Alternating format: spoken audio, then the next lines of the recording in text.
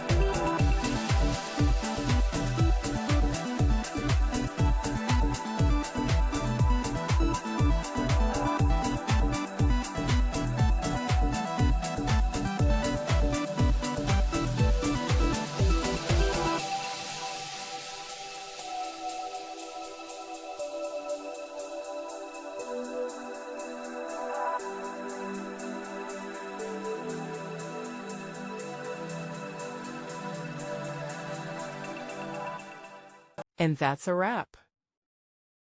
I hope you found the answer you were looking for. If you did, take a second to hit that subscribe button. It really helps out. And let me know in the comments which solution worked best for you. See you next time in the Debug Zone.